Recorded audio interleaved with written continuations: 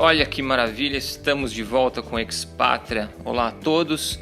Depois de uma pequena pausa para dar uma relaxada no cérebro, voltamos com o podcast. Hoje eu vou falar com o Rogério Lionzo. Eu apresento vocês melhor na introdução do podcast. Antes da gente iniciar o podcast, eu queria conversar com vocês algumas coisinhas. Obrigado pelas sugestões que vocês mandaram pelo Facebook. Para quem ainda não curtiu a página no Facebook, é facebook.com/expatriapodcast. Lá eu mantenho informado com todas as novidades do podcast, assim como pedir conselhos e sugestões para vocês ouvintes também. Obrigado para quem mandou. Eu vou tentar elaborar mais nesses tópicos nos próximos episódios. Peço também para vocês não esquecerem de ir lá no iTunes, no Google Play, darem uma recomendação, darem umas estrelinhas. Isso ajuda o pessoal a descobrir o conteúdo. Quando você procura algo lá relacionado ao podcast, design, aparecem opções e quanto mais estrelinhas e recomendações, mais fácil é de aparecer o podcast lá para as outras pessoas, ok? Muito obrigado para quem já fez isso.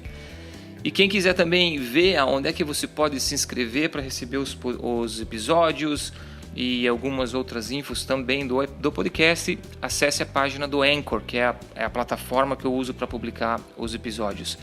Anchor é anchor.fm/expatria. E é tudo isso, vamos ao próximo episódio. Amigos do Expatria, então, como eu falei na introdução, hoje eu estou falando com o Rogério Lionzo, é nosso primeiro episódio da terceira temporada, digamos assim, do Expatria. É um prazer estar falando com você. E prazer maior ainda porque é a primeira vez que eu estou falando frente a frente com alguém, né? O Rogério mora aqui em Nova York também. A gente vai conversar um pouco mais sobre isso depois. O jeito que a gente se conheceu foi completamente estranho. Eu acho que até vale, né, uma introdução aqui rapidinha. O Rogério tem um podcast maravilhoso. A gente vai falar sobre o podcast dele mais tarde, o Diagrama. E praticamente o que aconteceu?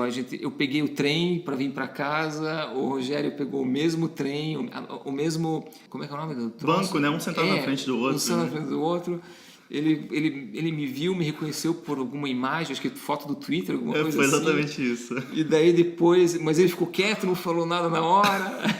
Aí depois ele me mandou uma mensagem, falou, pô, você não estava no trem e tal? Eu falei, era eu mesmo. Eu reparei que alguém estava me olhando, mas eu não quis puxar papo, porque eu achei estranho. Então foi super engraçado isso. E acabou ainda que a gente mora 5 minutos um do outro, né? Bom, super coincidência. Foi muita né? coincidência, muita coincidência. Então, o assunto de hoje é essa corrida de migração de design gráfico para design digital que eu estou vendo por aí. Muita gente escreveu para mim perguntando como é que eu faço esse pulo de carreira, que nem é pulo na verdade, como é que eu estudo, que tipo de curso que eu preciso fazer. Então acho que tem várias dúvidas nessa área que eu acho que é válido ter uma conversa dessas com uma pessoa como o Rogério, que é um design gráfico, trabalha aqui em Nova York, numa grande agência. Só me lembra o nome?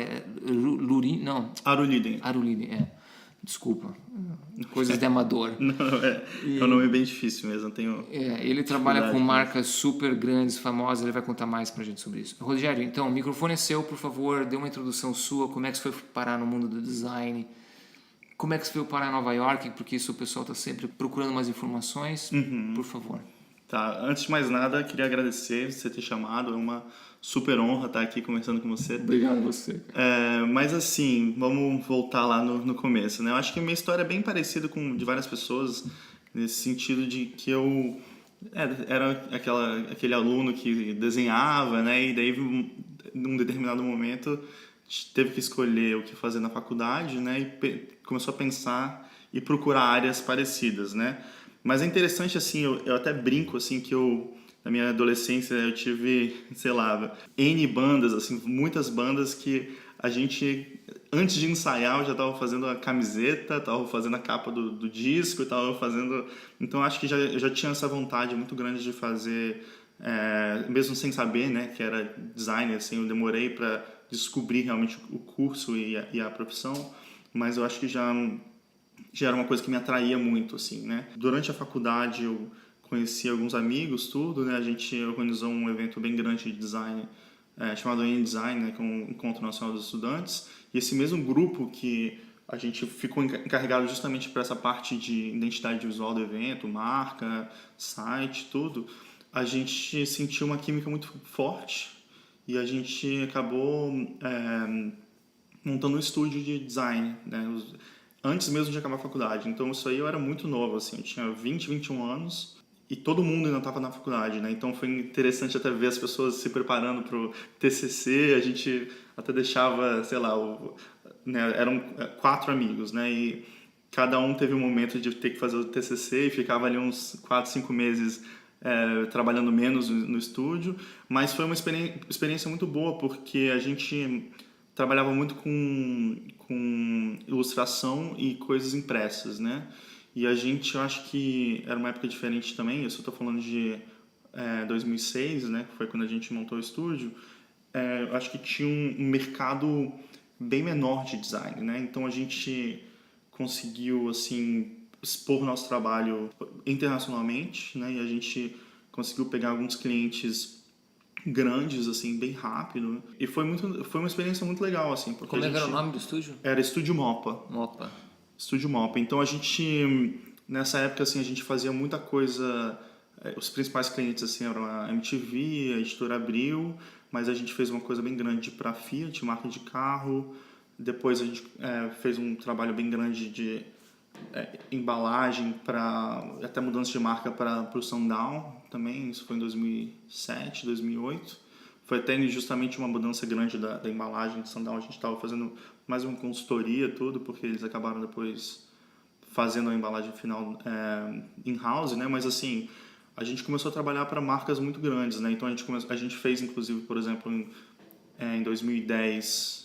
Isso eu já tinha até me mudado para Nova York, e depois eu vou contar um pouco melhor disso, mas a gente fez um trabalho para a Coca-Cola, também fazendo uma garrafa customizada, e era interessante que a gente também tinha um estilo que tinha uma espécie de assinatura, assim, né? Então a gente tinha um estilo bem marcado, que várias pessoas procuravam a gente por causa daquilo, né? Então era legal que até quando a gente fazia esses trabalhos, por exemplo, para a Coca-Cola, assim, a maneira que até a própria empresa depois anunciava, falava da gente, assim, o Estúdio Mopa fez essa embalagem pra gente, era super legal, assim, acho que foi uma época assim, fiz muitos contatos, assim, foi uma época muito interessante, a gente falou em vários eventos grandes de design na época, assim, acho que foi uma época, assim, que foi muito interessante justamente isso, aprender como é que funciona o mercado internacional, aprender como a gente desenvolveu um processo, porque a gente fazia design e ilustração, mas também fazia ilustração com processo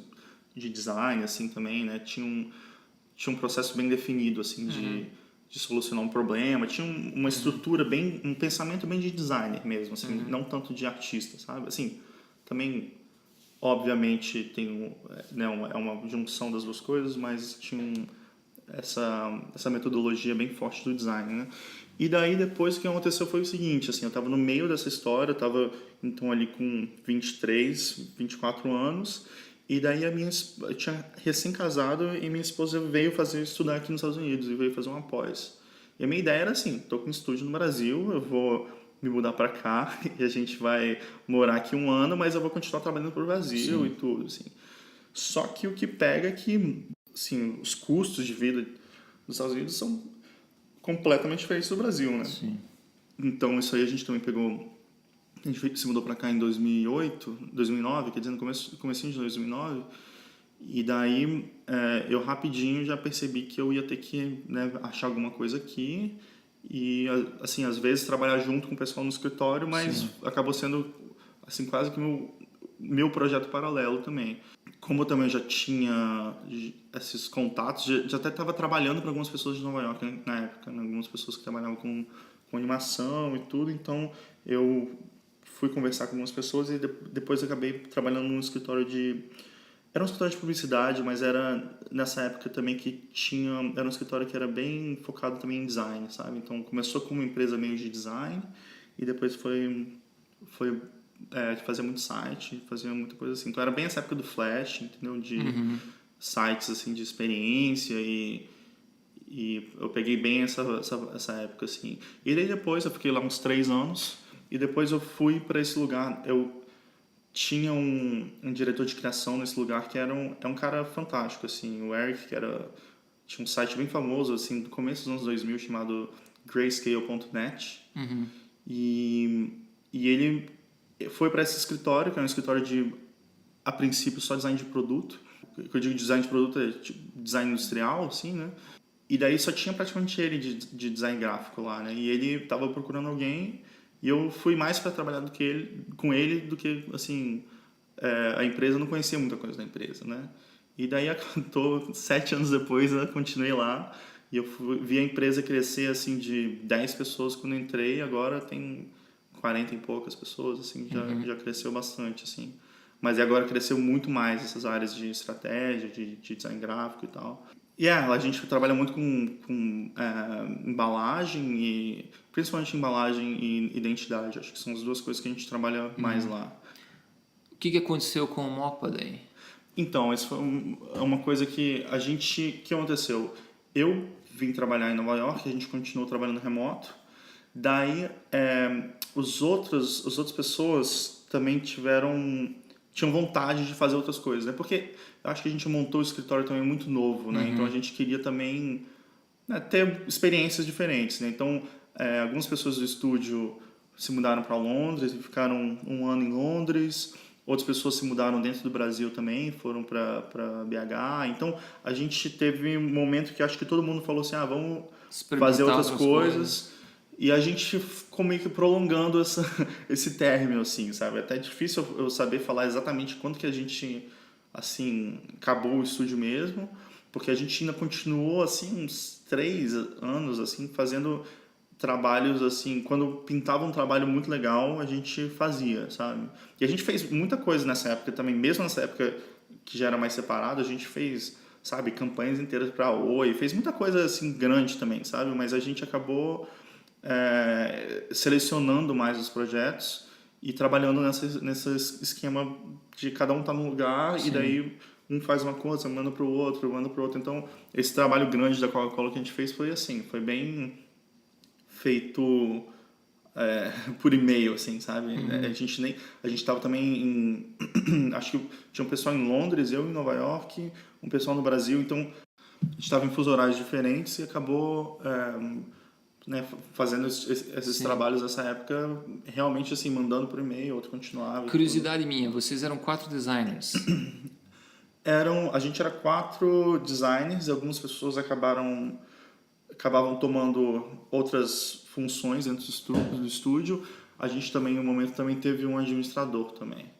Tá, ou seja, vocês tinham, então vocês não ficou sempre vocês 4 somente, vocês criaram um time com pessoas que administravam, etc. E sim, mais não. Estrutural mesmo de estúdio. Assim, a gente criou e eu acho que a gente tinha uma noção assim básica de como funcionava e como, mas ao mesmo tempo não era uma maneira, por exemplo, eficiente, porque eram 4 pessoas que tinham uma especialidade muito parecida, os trabalhos a gente acabava gostando muito, por exemplo, de explorar certos tipos de coisa que talvez, assim, pensando hoje em dia, a gente não estava visando um crescimento do escritório de uma maneira sustentável.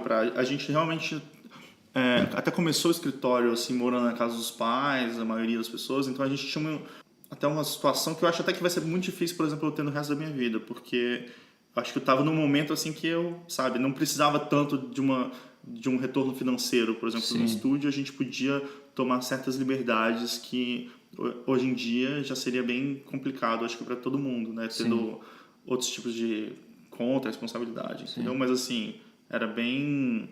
Mas ao mesmo tempo também não era que a gente era totalmente, né, a gente eu acho que tinha uma certa estrutura e naturalmente a gente fazia sempre tinha um sisteminha de rotação de quem ia ser o gerente de projeto, tinha sempre uma pessoa que era responsável, sabe, mandar invoice, fazer. Então a gente tinha uma estruturaçãozinha, mas olhando para trás e principalmente tendo experiência aqui nos Estados Unidos, você conseguindo ver como é que as pessoas conseguem manter um business, assim, eu consigo ver várias coisas que a gente fazia que são, assim...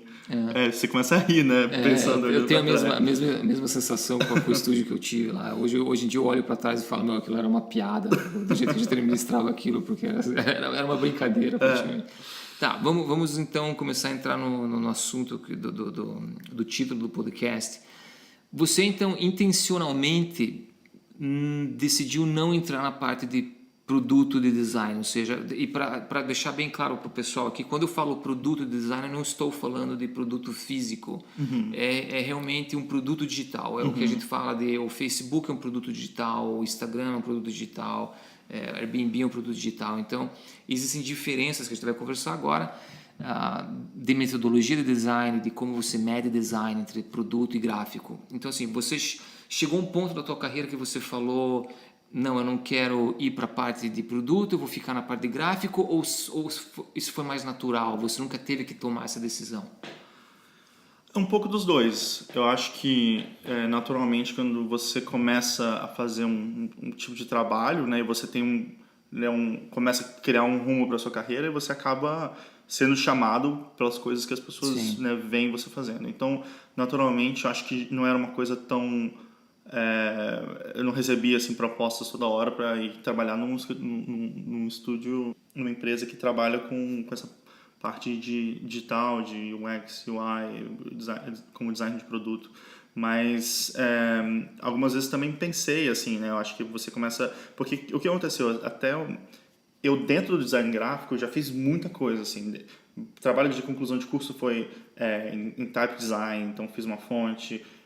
Eu trabalhava com ilustração, já fiz muita direção de arte em agência de publicidade. Eu já fiz essa parte digital, mas principalmente totalmente diferente de hoje em dia, né? Essa parte mais de experiência e mexia muito com motion, com várias outras coisas na época. De Flash, você está falando? Era completamente diferente. Era completamente diferente. E daí já fiz, sabe, editorial, catálogo, coisa assim. Então eu já fiz muitas coisas nesses outros sentidos, né? Embalagem também.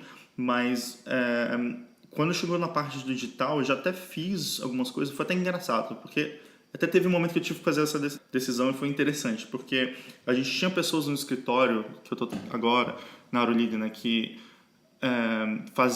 trabalhavam só com essa parte, e a gente tinha um cliente muito grande que era a Motorola. Então a gente fazia todos os sistemas de...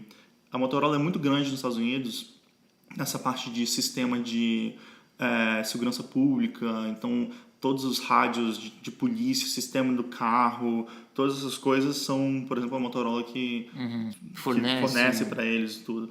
Então a gente já tinha feito várias dessas interfaces e trabalhava no escritório. Eu já tinha trabalhado algumas vezes com isso, mas a partir do momento que essa pessoa-chave do escritório saiu, eu virei para minha chefe e, como uma pessoa que estava cuidando do departamento de design gráfico, eu falei, olha, eu acho que a gente agora não tem mais...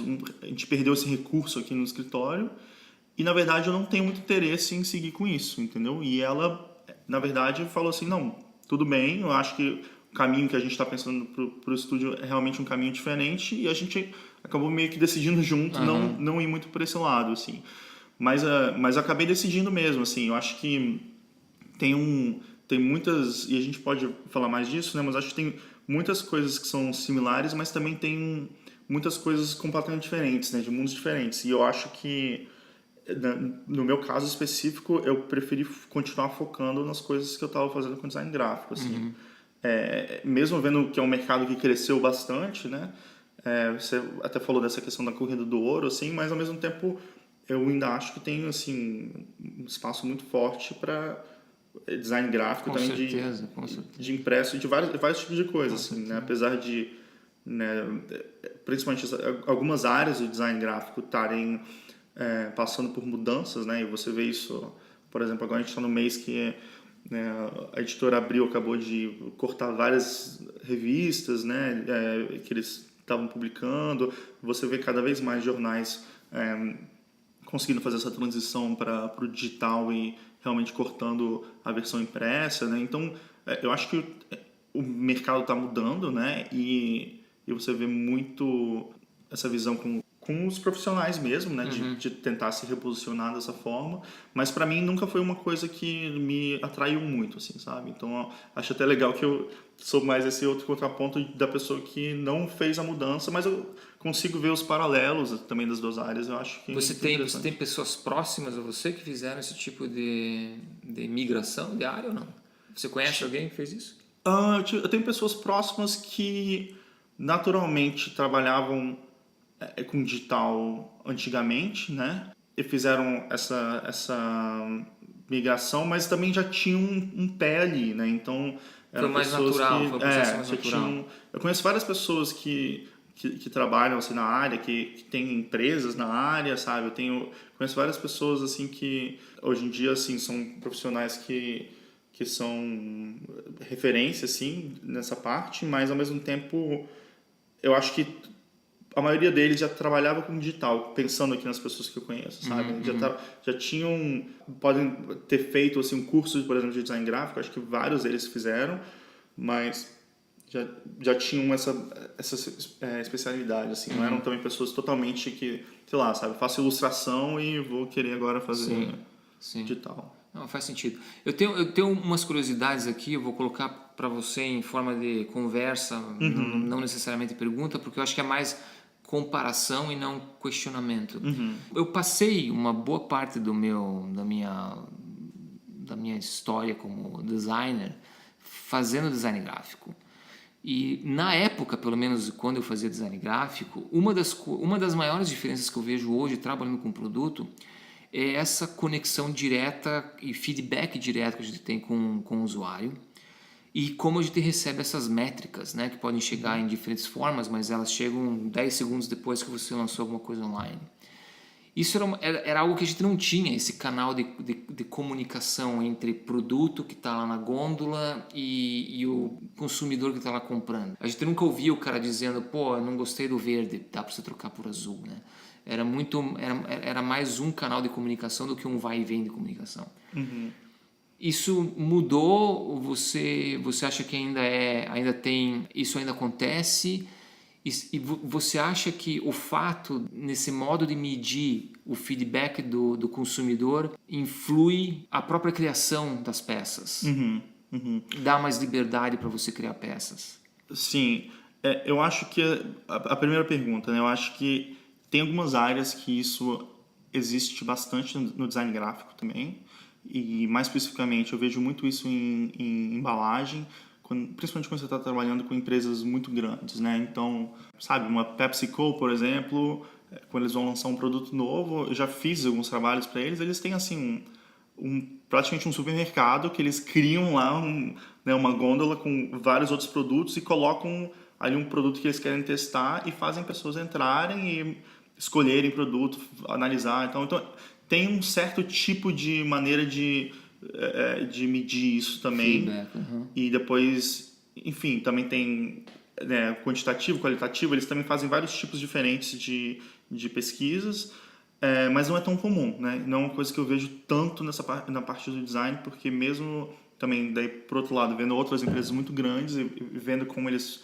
trabalham comunicação, tem empresas que realmente, assim, isso é praticamente zero, assim, você só está trabalhando com um time e está construindo uma coisa, mas não tem nenhuma decisão tão pautada nessas medidas, né? Eu acho que isso interfere muito no design, sim. Eu acho que você, a partir do momento que você está sempre reagindo a essas métricas, né, você acaba tomando várias dessas decisões, colocando essas decisões justamente nesses pontos, né, ou deixando esses pontos, pelo menos assim, direcionarem de maneira muito forte o futuro, né, das escolhas, né, de experiências e enfim, comunicação visual e tal. E eu acho que, assim, às vezes eu vejo isso como um problema, assim, também, sabe? Porque muitas vezes isso tem uma tendência de deixar as coisas meio parecidas, standards, né? E muitas respostas que eu já vi dessas pesquisas, até nessa outra área de embalagem, até falando mais específico de design gráfico, eu sinto também que às vezes o resultado é muito mais assim, coisas que né, certos tipos de approach e certos tipos de coisas que estão tentando fazer uma coisa diferente, as pessoas não estão tão acostumadas, acabam sendo assim, extremos normalmente são cortados e o que fica ali na média é o que normalmente passa, né?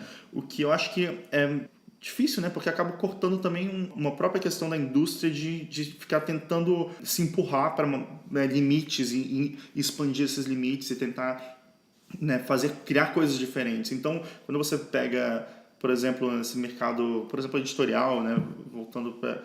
você vê que várias coisas foram testadas, né? E várias coisas foram exploradas de uma maneira que eu acho que seria muito difícil se eles estivessem acompanhando sempre com as pessoas isso ter sido feito, entendeu? Sim. Mas ao mesmo tempo isso criou uma linguagem que hoje em dia eu acho que é muito importante para vários grupos, para várias pessoas. Eu acho que isso é uma coisa que acaba influenciando muito.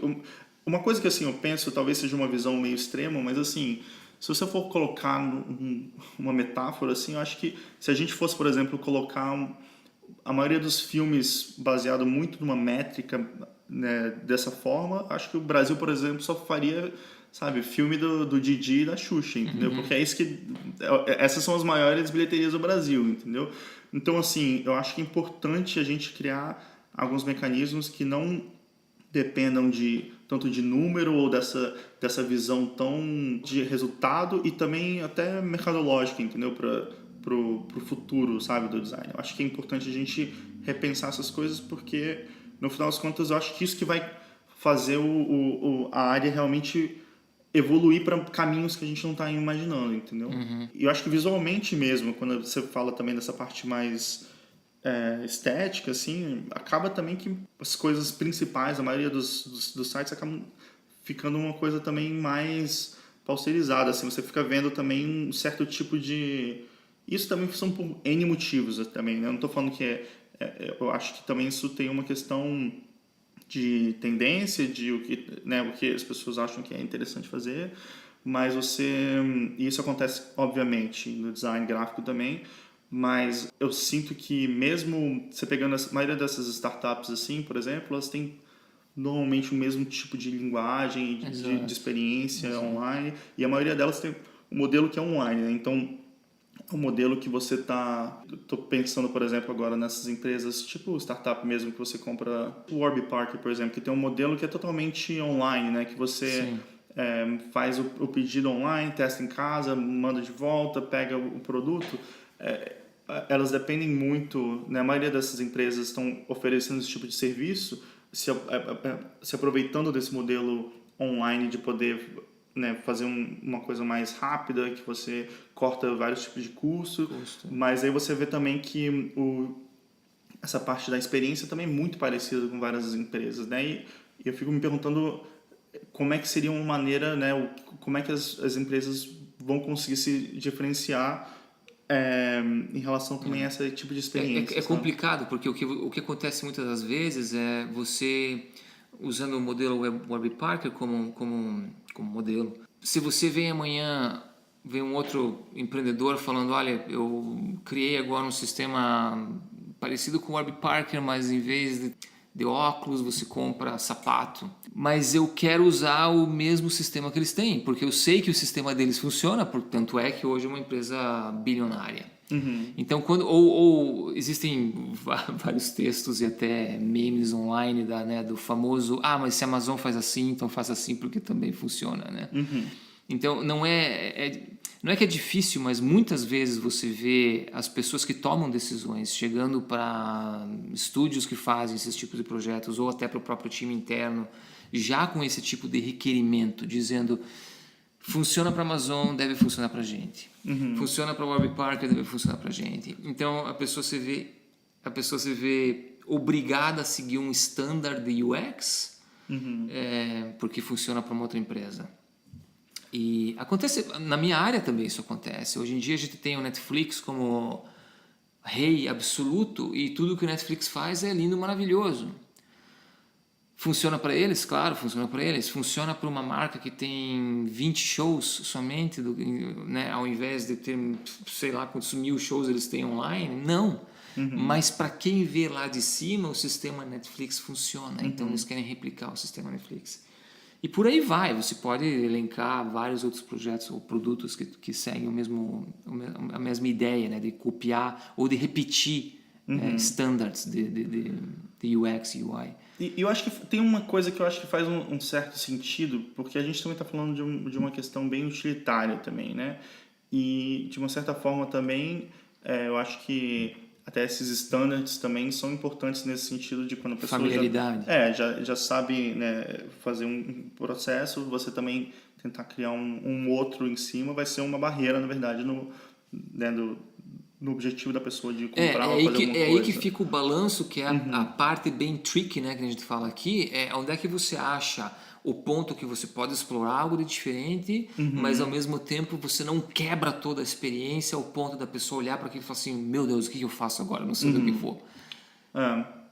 Não, com certeza, mas eu fico me perguntando, por exemplo, porque tem coisas que eu acho que nessa parte digital que é realmente impossível, e eu acho que é uma parte que é muito legal, e é impossível você replicar na parte gráfica. Da interação do usuário, né? Você pode fazer também as coisas acontecerem em momentos diferentes, né? Você pode explorar tanto o tempo quanto essa interatividade e acho que você pode explorar isso de uma forma de fazer a experiência bem fluida e bem interessante. Então, muitas vezes um site, por exemplo, uma das coisas mais interessantes talvez seja a maneira de transição entre páginas ou navegação, como aparece o menu, coisas assim, que é uma coisa que eu acho que é impossível você replicar isso no design gráfico, né?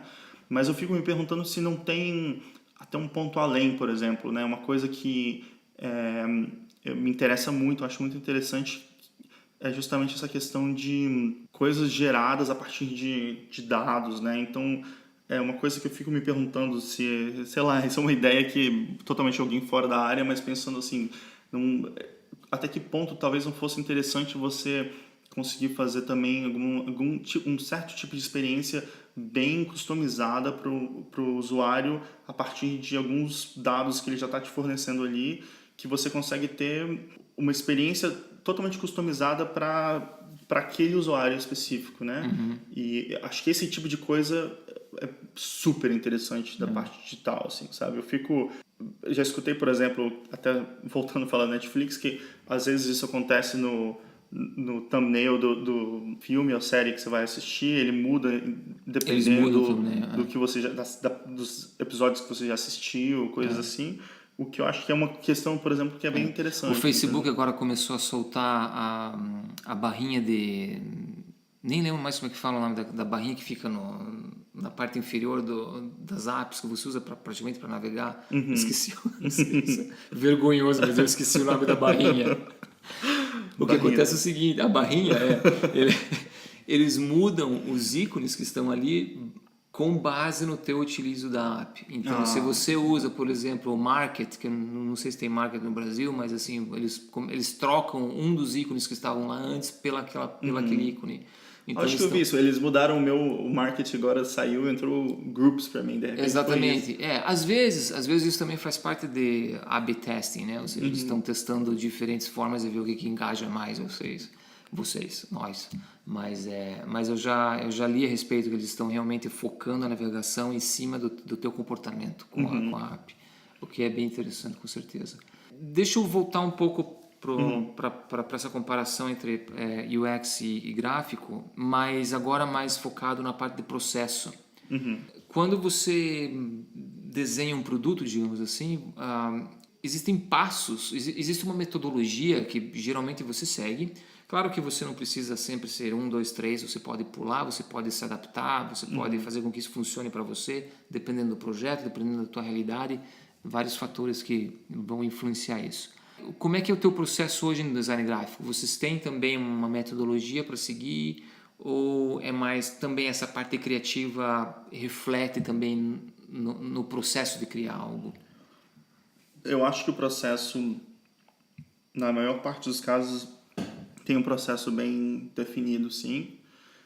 Até um processo que, assim, eu aprendi na faculdade, eu acho que até hoje é um processo que eu vejo ser refletido no trabalho, sabe? Claro que tem variações, porque tem trabalhos de vários tipos de complexidade, mas, assim, normalmente o processo básico do design gráfico, eu diria que, botando em etapas bem simples, assim, definição de problema, né, um estudo em relação a depois que você já definiu, você começa a estudar a área, o mercado, coisas que já existem, coisas interessantes. Daí depois você entra numa parte já de geração de alternativa, depois validação dessas alternativas com os pontos que você definiu do problema para ver até que ponto ele está resolvendo o problema, e depois finalização, execução e tal. Claro que esse é um processo, assim, bem meio simples assim, né? E muitas vezes não é... Eu acho que eu nunca vi esse processo sendo falado assim nas empresas, né? Uma coisa que normalmente acontece, né? Você normalmente tem essas etapas, eu digo assim, uma parte mais... Eu nunca vi ninguém colocando um quadro, né? Sim. Passo 1, gente, a gente Sim. vai fazer isso, passo 2. Aham. Mas você vê bastante essa questão do, sabe, assim, você pode falar, por exemplo, que hoje em dia vários estúdios de design, e isso acontece onde eu trabalho, você tem uma primeira etapa que é bem de estratégia, né? Então você está analisando qual que é o problema, qual que é o contexto disso, o mercado, o que já foi feito, que outras áreas apresentaram uma coisa semelhante, como é que foi casos interessantes que foram resolvidos. Às vezes tem até uma questão mais assim de criar perfis de pessoas diferentes e para definir público-alvo e pessoas, enfim, isso pode ser assim bem enxuto ou pode ser uma coisa mais extensa, que realmente com pesquisa com pessoas. A gente já fez vários tipos de projeto em escalas diferentes. E daí depois, de novo, acho que depende muito, porque tem projetos meio rapidinhos que é assim, não, faz uma coisinha aqui e tal, que não tem uma coisa tão... Mas eu sempre vejo normalmente isso, né? Você tem o clássico, né? Você tem um briefing, que é basicamente, né, definição de problema, o início de pesquisa, daí tem uma parte do designer de continuar essa pesquisa, e justamente também na parte de visual, gerar vários tipos de solução para aquilo. E as pessoas normalmente colocam na parede, né? Ficam vendo quais soluções funcionam, né? E depois voltam para essa parte mais de execução, né? Consertam, fazem direções, tudo e apresentam para o cliente, né? Isso é meio que o básico, assim, né? Toda essa febre do design thinking, que você provavelmente conhece, ele chegou a mudar o jeito que vocês trabalham também ou não? Por exemplo, trazer, nesse processo que você acabou de descrever, né? Você chega a um ponto que você coloca as ideias, né, todas essas explorações de ideias na parede. Esse tipo de discussão ainda acontece dentro do estúdio, com o pessoal do estúdio somente, ou chega a um ponto hoje em dia que vocês chamam, por exemplo, o cliente para dentro do estúdio e começam a ter esse feedback com eles antes de apresentar um produto final? Porque na minha época era praticamente, ok, você me deu o briefing, eu vou para minha casa, vou para o meu estúdio, trabalho por semanas ou meses e depois eu volto para você apresentando, tá aqui a solução final. Os dois. É mais comum. Tem várias vezes que a gente... Tem outras maneiras também de envolver o cliente, porque muitas vezes a gente tem esse processo acontecendo algumas vezes por etapa também, né? Mas tem vezes que a gente faz... E, por exemplo, você está falando de design thinking e toda essa questão. Por exemplo, no meu escritório tem um VP que é justamente da IDEO. Então, assim, eu acho que tem vários paralelos, assim. Eu consigo ver várias coisas acontecendo também na parte de design gráfico que eu vejo um paralelo completamente assim, real, que você vê uma parte de estratégia da empresa crescendo muito e sendo muito atuante, de várias formas também. Então, tem workshops com clientes, tem coisas que a gente... tem mais ou menos de tudo o processo. O que acontece às vezes também é que a gente praticamente nunca vai chegar para o cliente com uma resposta final e vai apresentar aquilo. A gente normalmente primeiro faz uma espécie de... cria alguns cenários, umas direções iniciais para o projeto e explica mais ou menos assim, dessa forma a gente cria um cenário para solucionar de tal forma o projeto, e a gente vai um pouco afunilando até que quando a gente vai chegar naquele momento final da pessoa, né, receber a parte final, ela já viu ela já está processo. Trabalhando com você há muito tempo e já está tomando várias decisões que moldaram aquela decisão final. Então, assim, de uma certa forma o cliente está sempre trabalhando junto com você, né? Não é um processo tão solitário, né? Eu acho que também tinha muito essa ideia, principalmente antigamente, de, né, assim, tá bom, você está precisando disso, então daqui a 2 meses a gente conversa, eu vou trazer uma marca para você. Exato. Cansei de fazer isso. Mas acho que hoje em dia a gente normalmente tenta fazer várias partes do processo. Mas é diferente, eu sei que é um pouco diferente dessa questão de protótipo, de várias outras coisas que tem nessa parte mais de design de produto digital, né? Mas eu sinto que afetou bastante, sabe? Eu não vou falar exatamente, assim, todas as etapas de design thinking, mas eu vou chamar isso dessa parte mais de estratégia no design, assim, sabe? E eu consigo ver claramente um paralelo, assim, porque muitas vezes você vê até essa mudança de, né, designers gráficos mudando para a parte de UX e tal, mas assim, é interessante porque eu consigo também ver umas áreas bem parecidas que não são de design, não necessariamente o designer que está trabalhando dentro de um estúdio maior de design gráfico, sabe?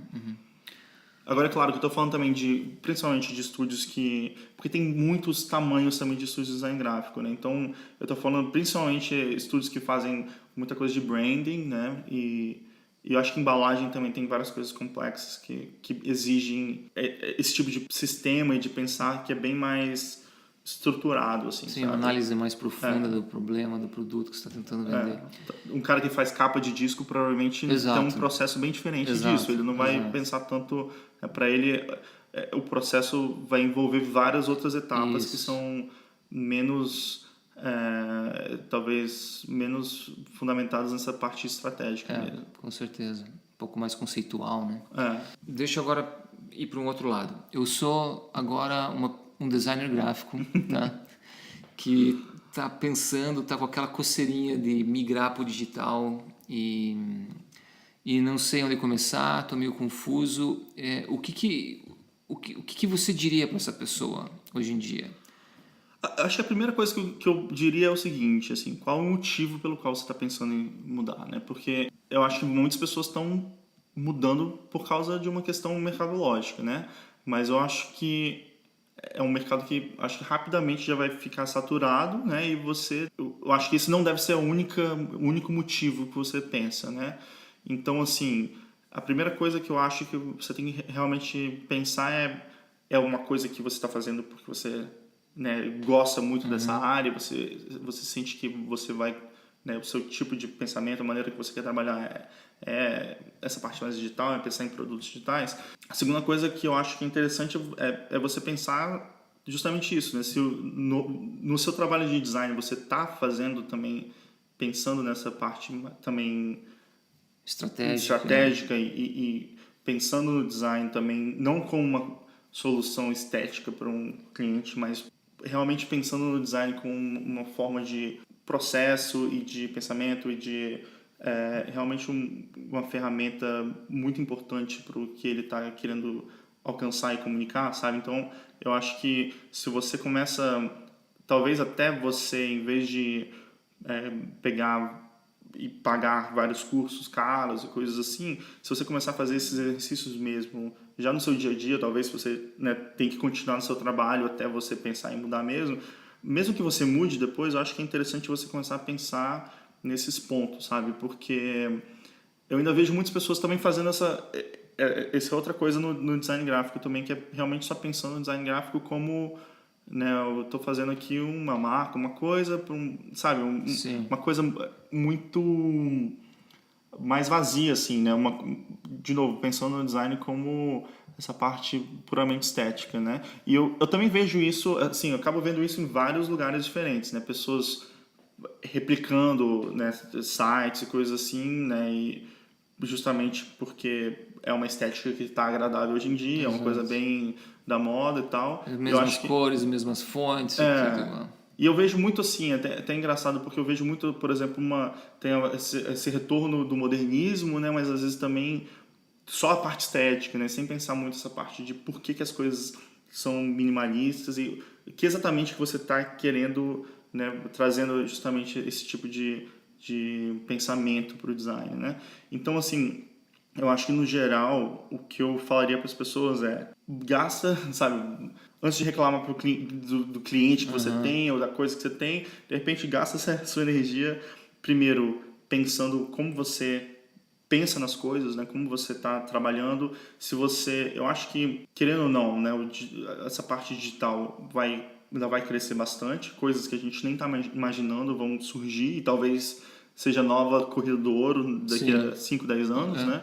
Mas eu acho que eu primeiro tentaria fazer com que tal o seu alcance, né? Tentar fazer essa transição já, de repente, com o que você tem. E daí depois também eu acho que são áreas diferentes, então realmente vale a pena você, né, tentar procurar, enfim, vários tipos de recursos e coisas que tem, tanto online quanto coisas que você pode, cursos, aí daí já tem, né, muita coisa que está acontecendo hoje em dia. E quem sabe fazer até os dois, por que não?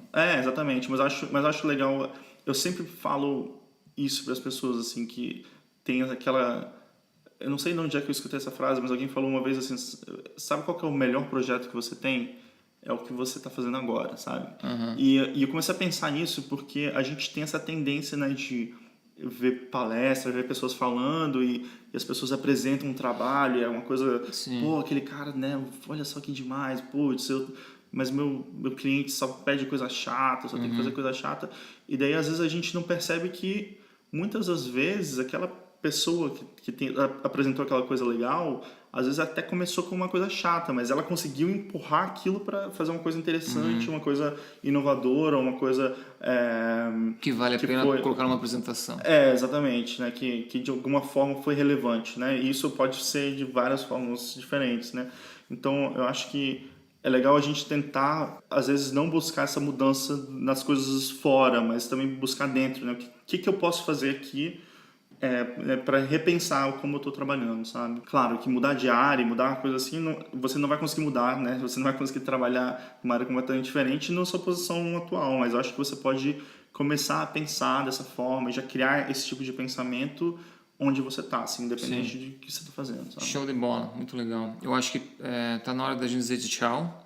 Só que antes eu queria que você contasse para o pessoal um pouco mais dos teus projetos, do Diagrama, que eu acho que é super válido para todo mundo que escuta o Expatria. E deixa teus contatos, se o pessoal quiser entrar em contato, mandar mensagens, ou de novo o microfone é todo seu. Legal.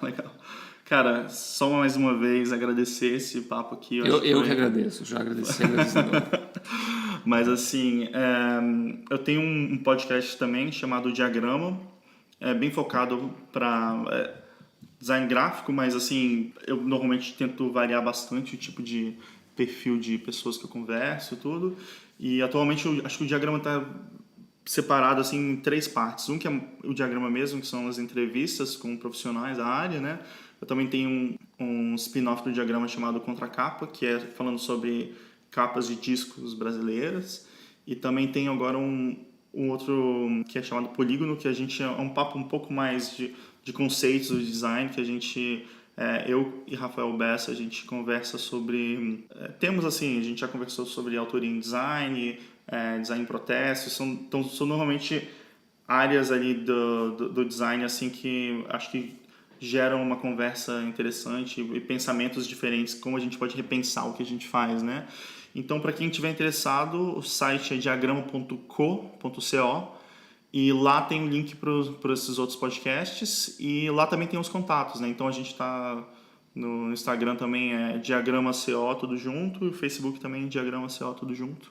Lá tem bastante conteúdo legal para quem está interessado em design. Excelente. Vou até apertar a mão do Gé agora, estou apertando a mão dele, vocês não estão vendo. Cara, muito obrigado de novo. Obrigadão, já está tarde aqui, a gente vai para casa agora. Foi um prazer falar com você. Prazerzão. E até a próxima. Até mais. Tchau.